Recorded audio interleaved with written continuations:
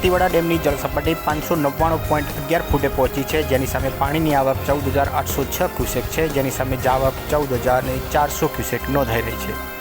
સીપુ ડેમની જળસપાટી 588.16 ફૂટે છે, જેની સામે પાણીની આવક 932 ક્યુસેક, જાવક નીલ બતાવવામાં આવી રહી છે.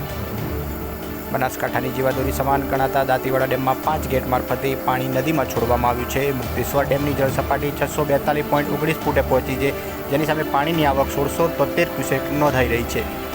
સૌથી મહત્વના સમાચાર કહી શકાય, દાંતીવાડા ડેમની જળસપાટીમાં સતત વધારો નોંધાઈ રહ્યો છે.